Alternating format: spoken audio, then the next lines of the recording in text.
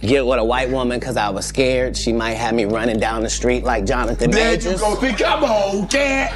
Not because I didn't like white women. I think white women are as great as any other women.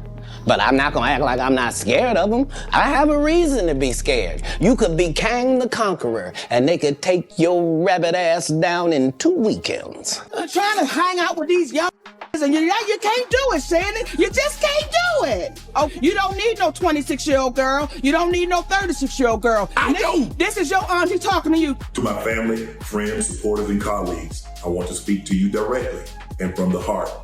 This is a shakedown. You know, it is a shakedown. It is a targeted attack, but Shannon needs to have some accountability because he gave them something to shake down. He gave them something to target by making poor choices. And she says that she alleges that the was brutal. Like it was very it was aggressive. In a story that has taken both the sports world and internet culture by storm, former NFL star and media personality Shannon Sharpe appears to have quietly left the country amid a flurry of explosive allegations and leaked footage. What triggered this frenzy? A grainy, shaky airport video posted by none other than comedian Katt Williams, purporting to show Sharpe, shoulders hunched, hoodie up, slipping into an international departure lane, boarding a private jet with what some claim is a one-way ticket. This video set off an online firestorm. And he wasn't at a strip club, but his text messages have been revealed, and it's quite embarrassing for ESPN. So he used to be on First Take, and now they are putting that on ice. With fans, trolls, and even journalists poring over every pixel. One moment, Sharpe is a respected analyst with lucrative deals. The next, he's trending under hashtags like WADS, #Sharpe on the run. The clip, which Katt Williams used to open a surprise live stream, shows what appears to be Sharpe glancing around nervously before ducking past security into priority boarding. By morning, the footage had been dissected frame by frame across Reddit, Twitter, and TikTok. So it appears the truth is that Shannon Sharpe essentially quit before he was fired. He wanted to avoid people kind of laughing at him or saying he was fired. Again, I don't wish him bad. I hope that he finds happiness. I don't particularly take him to be a happy or a well-rounded person. With eagle-eyed sleuths confirming the man's identity by matching a diamond-encrusted pendant and a Cuban link chain that Sharpe had worn in a recent Club Shay Shay episode. But this was only the beginning of what would quickly become a viral, multi-layered scandal with no signs of slowing. Katt Williams, never one to pull punches, followed up the leak with a 30-minute video that blurred the lines between stand-up and full-blown investigative journalism. Intercut with screenshots of WhatsApp chats, flight records,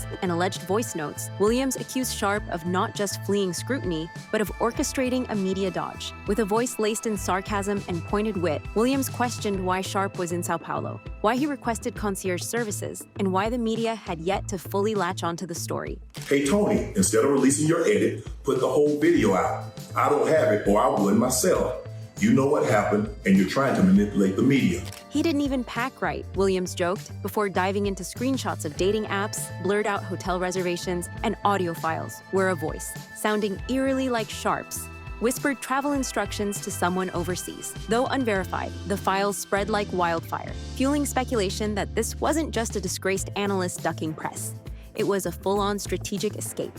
Williams, ever the provocateur, ended the segment by daring Sharpe to sue him, claiming he had nothing to hide and even teasing an upcoming podcast titled Flight Chronicles, promising weekly drops of behind-the-scenes chaos. With the internet in overdrive, amateur detectives and seasoned journalists alike dug into every scrap of digital evidence. Aviation experts traced Sharpe's alleged plane tail number to a charter that departed Los Angeles and made a suspicious stop in Lima before heading toward Buenos Aires. Reddit forums flooded with side-by-side comparisons, images of Sharpe's alleged baggage, blurry boarding pass photos, even satellite data showing jet paths aligning with no non-extradition countries. One user claimed to match hotel check-in data in Argentina with a name linked to Sharpe's maternal grandfather, a possible alias. Theories multiplied. They're out there releasing pages and pages of text messages. They're out there releasing audio. It looks to me like both sides are engaged in trying to litigate this in the media before litigating it in a court of law. Was he seeking legal refuge? Was this part of a broader media strategy to stir sympathy before a controlled return? Meanwhile, his social media feeds went dark with his last post, a cryptic retweet dismissing the allegations as clout-chasing trash, serving as the digital equivalent of a slammed door. This silence only intensified speculation, with fans divided between those calling for due process and others declaring the flight proof of guilt. The fallout was swift and brutal. Brands quickly distanced themselves. A cryptocurrency exchange pulled their multi-million-dollar influencer deal, issuing a statement that all endorsements involving Sharpe were under review. A luxury watch brand scrubbed his promotional videos from their YouTube page. 2 major supplement companies suspended ongoing campaigns. His public image, once polished and hyper-disciplined, crumbled under the weight of uncertainty. In the void, memes took over. I know one thing. If you're 54, you have no reason to be talking to a 19-year-old. She's 22 now. Shannon is 56. I'm so glad that audio of Monique went viral yesterday. TikTok creators mashed up clips of Sharpe's infamous debates with Skip Bayless. Katt, because he told me. He said they're gonna come for you. And I was like, Katt, come on, Katt. I mean, I just, you know. Overlaying them with airport footage and dramatic music. Instagram pages juxtaposed his Hall of Fame induction photos with blurry screen grabs of him boarding a jet. Even airlines joined in, with one low-cost carrier posting a since-deleted tweet that read, "Need to get out fast, book now." Financial markets reacted too, with a social stock exchange platform dipping 4% after halting its Sharpe-linked betting portfolio. The message was clear. Brands were jumping ship fast. Sharpe's camp attempted damage control, issuing a vague press statement claiming he was traveling for a pre-planned documentary shoot in Vice. But sports bloggers were quick to note that Vice wasn't on the leaked itinerary. Instead, the plane appeared to be heading toward Argentina, with a 2-day gap in the flight path. Plenty of time to disappear. Legal experts chimed in. Some warned that fleeing the country amid civil or criminal litigation could be viewed as a sign of guilt, potentially affecting jury bias. Others argued that physical absence doesn't necessarily halt civil proceedings, especially when a defendant holds assets stateside. But perception is everything. And right now, the perception is ugly. I do not think that element is true. I do think that he has been behaving sloppily, and so that has caught up with him. Even Sharpe's usually tight-knit inner circle went silent. One anonymous broadcaster told reporters he was deleting all old messages, just in case. If they can come for Shannon, he said, they can come for any of us. Meanwhile, Katt Williams turned the chaos into content gold. His comedy tour ticket sales spiked by 40%. His back catalog surged past Dave Chappelle on streaming charts. Each teaser he posted, blurry airport monitors, cryptic voiceovers, fueled the hype. He even appeared on The Breakfast Club, laughing, daring Sharpe to take him to court, and saying, "Sue me from the beach." Then came another bombshell, audio leaked online allegedly capturing Sharpe discussing offshore accounts. Though authenticity remains unconfirmed, the internet treated it as gospel. Fan forums lit up. So he took a screenshot of a text message, which clearly had to have been written by someone else, maybe his lawyer or his PR team. It wasn't written by him. And then he shared it onto X, so people were laughing at him, going, "You're not supposed to share. You're supposed to make it sound like it actually was written by you." Did he stash money abroad in preparation for exile? Williams denied involvement in the second leak, though skeptics noted it dropped hours after he teased bonus content. Conspiracy theories exploded. Some claimed airport staff were paid off. Others said Sharpe leaked it all himself to control the story. Williams fanned the flames with a meme, a chessboard missing a king. Media coverage ballooned into full-scale spectacle. CNN debated journalistic ethics, while Fox Sports tried to intercept Sharpe at LAX. TMZ posted a live jet tracker. Skip Bayless, Sharpe's former debate partner, couldn't resist gloating.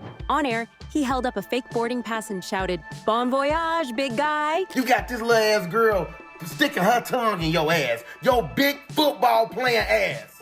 That ass that play hella football. Training camp, 2-a-days, 4 seasons. Funky ass, huh? Podcast dedicated episodes to decoding the saga. Meanwhile, NFL legends Jerry Rice and Ray Lewis issued a rare joint statement urging calm and due process. It was ignored. Internet culture devoured the drama. What is you doing, Unc? You ain't got no business out here with no 20-year-old white girl. With no 20-year-old period. No wrong with being no freak, but be a freak and it makes sense. Sports betting sites froze odds on Sharpe's next appearance. Vegas bookies set lines on whether he'd show up in court or keep running. A second wave of memes arrived. Sharpe as a pirate, on a yacht, in front of a sunset, with captions like, "Catch me if you can." Sharpe's silence wasn't helping. His normally active X account stayed dormant, aside from a cryptic Bible verse about trials by fire. His podcast feed, usually filled with inspirational content, halted without explanation. Fan reactions turned hostile. One-star reviews flooded podcast platforms. His defenders clung to phrases like innocent until proven guilty, while critics called him a coward. The legal plot thickened. Court documents in Fulton County confirmed an expedited discovery request. Damn, Unc, all these aunties out here. I know an auntie right now with all 49. got more dimples than a golf ball. You will love it over there. The plaintiff's legal team hinted that more witnesses were prepared to step forward. A separate leak revealed text messages allegedly from Sharpe's legal reps operating remotely. Meanwhile, influencers debated the morality of dragging a black sports figure through the mud. Sit your old ass down and go find somebody your age and build a family with them. As I said yesterday, men, we need stability and we need discipline. Was this accountability or betrayal? At the grassroots level, supporters launched a Bring Unc Back campaign, posting highlight reels and motivational speeches. A legal defense fund popped up on GoFundMe, but was flagged for misrepresentation. Skeptics asked why a millionaire needed public donations. Meanwhile, sports programs at major colleges began using the scandal as a teachable moment. Compliance departments ran emergency sessions about digital hygiene and crisis escalation, warning student athletes, "This is what happens when fame meets recklessness." Industry insiders coined a new clause in contracts, dubbed the Sharpe provision, allowing for immediate termination if a client becomes entangled in cross-border legal disputes. The scandal was no longer just tabloid fodder. It had become a corporate cautionary tale. The international media joined the frenzy. And she says that she alleges that the was brutal, like it was very it was aggressive. A Brazilian newspaper ran a front-page story titled "NFL Star Flees South." Argentine tabloids speculated that Sharpe had purchased real estate in Patagonia. European broadcasters aired retrospectives on athletes who had fled under legal clouds. Meanwhile, a second audio leak surfaced. This one was even more damning, allegedly featuring Sharpe discussing moving money before it's frozen. No voice print verification has been confirmed, but again, the public didn't wait. Williams denied involvement but mocked the situation, saying, "I only fly Spirit, and even they put me on the no-fly list." That line alone trended for hours. Behind the satire, a deeper narrative emerged. This woman is alleging that Shannon Sharpe raped her multiple times over the course of a 2-year relationship. The relationship that they had was sexual. Is this a story of accountability or a media-driven takedown? As the story spirals, one truth remains. Shannon Sharpe's next move could define his legacy.